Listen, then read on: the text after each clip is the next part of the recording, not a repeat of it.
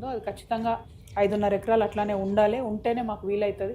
అన్ని రాష్ట్రాల నుంచి ట్రక్స్ వచ్చి ఇక్కడ ఉంటాయి, మేమంతా స్థానికులం అని చెప్పి ఇక్కడ వాళ్ళందరూ కూడా చెప్తా ఉన్నారు. సో ఈ అంశాన్ని తప్పకుండా మేము ప్రభుత్వం దృష్టికి తీసుకెళ్తాం. ఈ వేలను నాపేటటువంటి ప్రయత్నం చేస్తాం.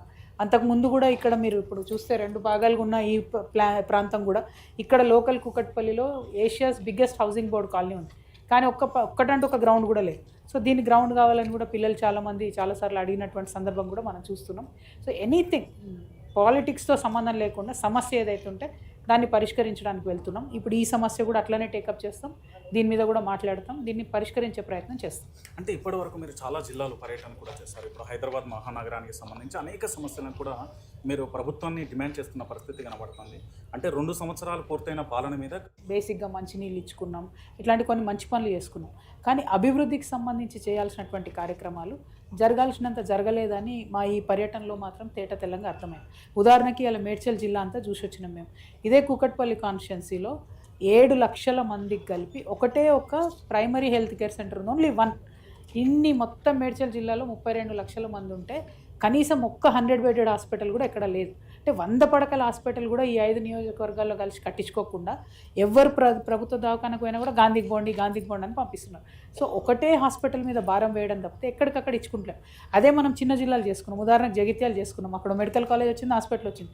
కానీ ఈ కుకట్పల్లికి ఇంతవరకు హాస్పిటల్ రాలే, కుత్బులాపూర్ కింద వరకు హాస్పిటల్ రాలే. అంటే చూస్తే హైదరాబాద్ పక్కకే ఉంది, కానీ డెవలప్మెంట్ అన్న జీరో ఉంది. అంటే మీదికి మంచిగా ఉంటుంది, మెయిన్ రోడ్ బాగుంటుంది, మెరుపులు అన్ని దుకాణాలు. వెనుకకు పోయి చూస్తే గల్లీలలో మాత్రం ఘోరమైన పరిస్థితి ఉన్నది. మంచినీళ్ళు లేవు, మెడిసిన్స్కి సంబంధించి వసతి లేదు, బస్తీ దవాఖానాలు తక్కువ ఉన్నాయి, ఉన్నకాడ డాక్టర్ లేని పరిస్థితి ఉన్నది. అదేవిధంగా స్కూల్స్ అసలు కంప్లీట్గా ప్రభుత్వ విద్యా వ్యవస్థ అనేది ధ్వంసం అయిపోయింది. మొత్తం private. 250 engineering college, 250 degree college, అన్ని పబ్లిక్ స్కూల్స్ కంప్లీట్గా పోయినాయి, ప్రైవేట్ స్కూల్స్ వచ్చినాయి. ఇప్పుడు ఇక్కడ జేపీ గారు ఎమ్మెల్యేగా ఉన్నప్పుడు మెట్రోకి మొత్తం ప్రభుత్వ జెడ్పీ జిల్లా పరిషత్ హై స్కూల్ని ఆయన లీజ్కి ఇచ్చేసిండు. మెట్రో ఏం చేసిండు, ఆయన ఉన్న రోజులు పని చేసుకున్నాడు, ఆ జెడ్పీ హై స్కూల్ గులగొట్టిండు, సగం గులగొట్టి ఒక బంగ్లా పబ్లిక్ స్కూల్కి ఇచ్చిండు గవర్నమెంట్కి, ఇంకొకటి శ్రీ చైతన్యకి లీజ్కి ఇచ్చుకున్నాడు. అంటే భూమి ఎవరికి లీజ్కి ఇచ్చి అంటే ఇక్కడ ఒక మనిషిని చెప్పాలని కాదు. ఇప్పుడు ఇదే పార్కింగ్ యార్డ్లో ఇక్కడ ఒకటేమో మెట్రో సూపర్ మార్ట్కి సగం ఇచ్చుకున్నారు అప్పుడు రాజశేఖర రెడ్డి గారు ఉన్నప్పుడు.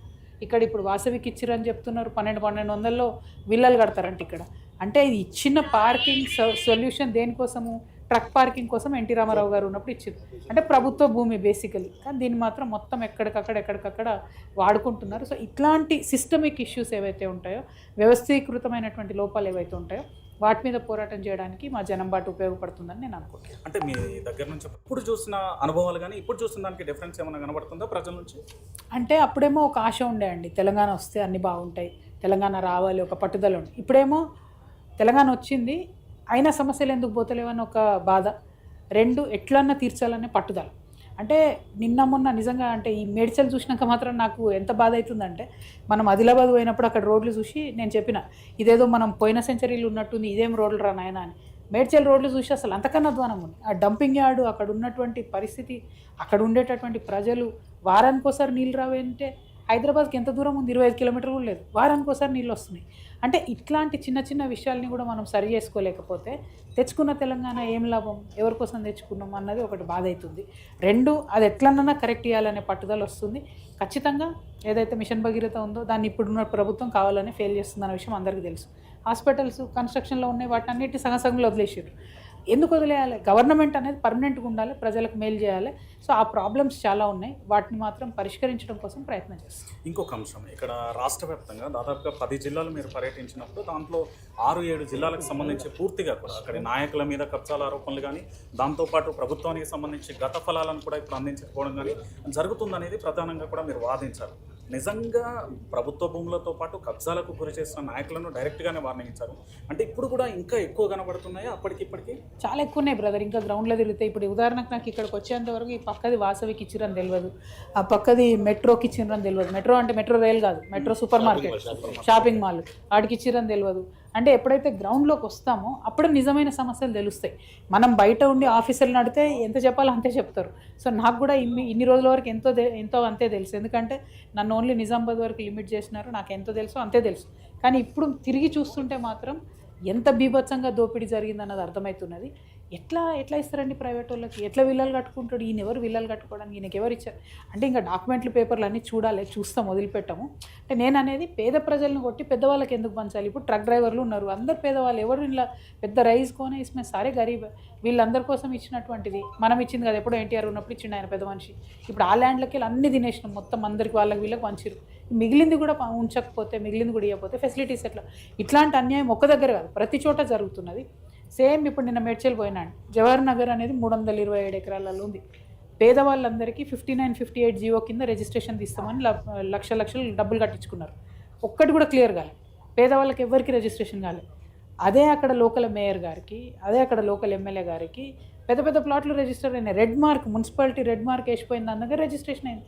ఎట్లా అవుతుంది? మనం తెలంగాణ అందుకోసం తెచ్చుకోలేదు కదా, అయితే అందరికీ ఏంటి, పేద ప్రజలందరూ కూడా నేను అందుకే నేను చెప్పిన సుప్రీంకోర్టు దాకా కూడా పోతే నేను ఆ విషయం వదిలిపెట్టాను. ఎందుకంటే అక్కడ మీరు ప్రభుత్వం డబ్బులు కట్టించుకొని 3 ఏళ్ళే, ఏ ప్రభుత్వం అన్నా కావచ్చు, బీఆర్ఎస్ కట్టించుకుంది, కాంగ్రెస్ చేస్తలేదు. సో ఆ న్యాయం జరగాలి, సమన్యాయం జరగాలి, దానికోసమే ఫైట్ చేస్తాం. ఇంకొక మేడం, ఫైనల్గా ఒక మాట, చోట్ల స్కూళ్ళల్లో కూడా మీరు పర్యటించారు, ఆసుపత్రులలో కూడా పర్యటించారు. జనం ఏమంటున్నారు అంటే మీ జాగృతి నేతలతో పాటుగా అక్కడ ఉండే నాయకులు కానీ ఆకర్షితులు అవుతున్నారా? అంటే జనం మీ పార్టీలో చేరే అవకాశం, మీతో నడిచే నాయకత్వం ఎక్కువ కనిపిస్తుందా? ఏమంటున్నారు అంటే జనరల్గా ఒకటండి, మేము ఇప్పుడు ఇక్కడికి వచ్చి మేము ఇంకో చోటుకి వెళ్ళేటటువంటి సందర్భంలో చాలా చోట్ల మమ్మల్ని మధ్యలో ప్రజలు ఆపుతున్నారు. అంటే మా జెండాలు కారు కనబడగానే ఆపి మాకు ఈ సమస్య ఉందని చెప్తున్నారు. అంటే జనం బట్ట సక్సెస్ అయినట్టే, ఎందుకంటే వీళ్ళు సమస్యల కోసం వస్తున్నారని ఒక క్లారిటీ ప్రజలకు వచ్చింది. ఎక్కడికి వెళ్తే అక్కడ మధ్యలో ఆపి మాకు ఈ ఇష్యూ ఉంది, మీరు దీన్ని సాల్వ్ చేయండి, మీరైతే మాట్లాడండి అని ఎక్కడెక్కడో ఫోన్లు చేయడం, మెసేజ్లు పెట్టడం, రావడం. ఉదాహరణకు మా షెడ్యూల్ చూసి రేపు మాది మేడ్చల్ ఉందనగా మెసేజ్లు వస్తాయి మాకు, మేడ్చల్ ఇవి ఉన్నాయి ఇట్లా అని.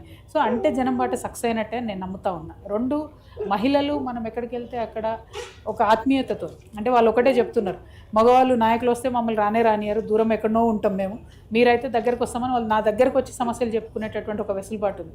యూత్ నాతో తొందరగా కనెక్ట్ అవుతారు, ఎందుకంటే నేను కూడా ఇంట్లో 2 మగ పిల్లలు పెంచా కాబట్టి ఎవరు పిల్లలు చూసినా నా కొడుకులాగానే అనిపిస్తారు, దగ్గరకు వస్తారు, వాళ్ళ విషయం చెప్పుకుంటారు, సమస్యలు చెప్పుకుంటారు. పెద్ద మనుషులు వీళ్ళందరూ కూడా ఒక ఆత్మీయతతో పలకరిస్తున్నటువంటి సందర్భం కనబడుతున్నది. మీరు అన్నట్టు ఒక మహిళా నేతగా ఇంత పర్యటన డెఫినెట్గా స్ట్రేనే. మీకు తెలుసు మన భౌగోళిక పరిస్థితులు ఎట్లుంటాయి, ఇవన్నీ ఉంటాయి. సో 100 ఇన్కన్వీనియన్సెస్ ఉన్నాయి, కానీ వీటన్నిటిపైన ఒక్క సమస్య అన్న నేను వెళ్ళడం వల్ల సాల్వ్ అయితే నా జన్మ ధన్యమైనట్టు నేను అనుకుంటా. అందుకే వెళ్తున్నా. వెళ్ళిన కాడ చాలా సమస్యలు పరిష్కరించగలిగినాం. సో ఏ కొత్త సమస్య వచ్చినా పరిష్కరిస్తామనే విశ్వాసం అయితే నాకు. అంటే టార్గెట్ ఫైనల్గా ఇటు విపక్షాలు ఉంటాయా, అధికార పార్టీకి సంబంధించి కాంగ్రెస్, బీజేపీని రెండింటిని మాత్రమే టార్గెట్ అంటే కాదు బ్రదర్, అంటే నేను ఓన్లీ నిజం చెప్తున్నాను. ఇప్పుడు మీరే వచ్చింది, మీరే సాక్ష్యం. ఇక్కడికి వచ్చేదాకా నాకు తెలియదు. ఇప్పుడు నేను రేపు పొద్దుగాలే దీని వెనక ఎవరు ఉన్నారంటే బీజేపీ నాయకుడు ఉంటే ఆయన పేరు చెప్తా, బీఆర్ఎస్ వాడు ఉంటే ఆడ పేరు చెప్తా, లేదు కాంగ్రెస్ వాడు ఉంటే వాళ్ళ పేరు చెప్తా. అంతేగాని నాకు పర్టికులర్గా వీళ్ళు టార్గెట్ వాళ్ళు టార్గెట్ అనేది కాదు. ఎప్పుడైతే గ్రౌండ్లోకి వెళ్ళి చూస్తామో అప్పుడు నిజం తెలుసు. ఇప్పుడు నిజం తెలుసు. మీకు తెలుసు ఇదివరకు అనేవాళ్ళు కదా విశ్వభ్రమణం చేయాలి, నాలెడ్జ్ పెరుగుతుందని. ఇప్పుడు ఈ పర్యటనలో నిజంగా నాకు కళ్ళు తెరుచుకుంటున్నాయి. అసలు ఎన్ని సమస్యలు, ఎంత పని చేయాలి అనేటటువంటి ఆలోచన వస్తుంది. నా పరిధి విస్తృతం అవుతుంది. నాకు ఉండేటటువంటి ఒక ఏమంటారు సేవా భావన కానీ పట్టుదల కానీ పెరుగుతుంది ఇంకా రోజు రోజుకి. So I'm happy I took up this yatra. Thank you.